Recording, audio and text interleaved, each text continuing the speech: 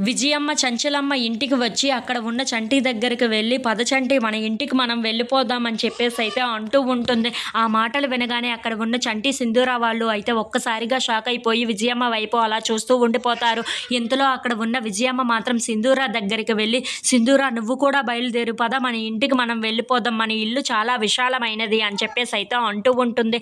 ఆ మాటలు వినగానే అక్కడ ఉన్న చంచలమ్మ అయితే ఒక్కసారిగా షాక్ అయిపోయి సింధూర వైపు అలా చూస్తూ ఉండిపోతుంది. ఇంతలో అక్కడ ఉన్న సింధూర మాత్రం, లేదమ్మగారు, నేను అక్కడికి రావాలనుకోవటం లేదు, నేను ఇక్కడే ఉంటాను" అని చెప్పేసి అయితే అంటూ ఉంటుంది. ఆ మాటలు వినగానే అక్కడ ఉన్న చంటి అయితే ఒక్కసారిగా షాక్ అయిపోయి సింధూర వైపు అలా చూస్తూ ఉండిపోతాడు.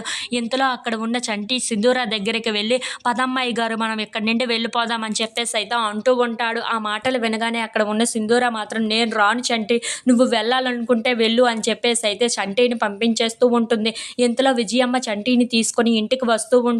అది చూడగానే అక్కడ ఉన్న వాళ్ళందరూ అయితే, "చంటి అబ్బాయి గారికి జై" అని చెప్పేసి అయితే అంటూ తనని ఇంట్లోనికి ఆహ్వానిస్తూ ఉంటారు. ఇంతలో అక్కడ ఉన్న విజయమ్మ హారతి తీసి బొట్టు పెట్టి మరి లోపలికి చంటిని ఆహ్వానిస్తూ ఉంటుంది. ఇంతలో అక్కడ ఉన్న విజయమ్మ వాళ్ళ కూతురు మాత్రం, "అన్నయ్య, నువ్వు ఇప్పుడు ఇంటికి వచ్చేసావు కదా, పద నీ రూమ్ చూపిస్తాను నీకు" అని చెప్పేసి అయితే తన రూమ్కి తీసుకొని వెళ్తూ ఉంటుంది. ఇంతలో అక్కడ ఉన్న చంటి తన రూమ్ని చూసుకుంటూ, "ఏంటి ఇక్కడ ఇంత విశాలమైన ఇంట్లో ఉన్నా సరే నాకు ఒంటరిగా ఉంటున్నట్టుగా అనిపిస్తుంది" అని చెప్పేసి అయితే ఆలోచిస్తూ ఉంటాడు. ఇంతలో చంటి వెళ్ళిపోవటంతో సింధూర అయితే చాలా బాధపడుతూ ఉంటుంది. "చంటి, అక్కడ ఎలా ఉన్నావు, నన్ను వదిలిపెట్టేసి" అని చెప్పేసి అయితే అనుకుంటూ చాలా బాధపడుతూ ఉంటుంది. ఇంతలో అక్కడ ఉన్న చంటి కూడా సింధూరానికి తలుచుకుంటూ చాలా బాధపడుతూ ఉంటాడు. ఎలాగైనా సరే నేను సింధూర దగ్గరికే వెళ్ళిపోవాలి అని చెప్పేసి అయితే అనుకుంటూ రాత్రిపూట సైకిల్ ఎక్కి మరీ సైకిల్ తొక్కుకుంటూ సింధూర దగ్గరికి వెళ్తూ ఉంటాడు. ఇంతలో అక్కడ ఉన్న సింధూర మాత్రం చంటి కోసం అలా తలుచుకుంటూ చాలా బాధపడుతూ ఉంటుంది.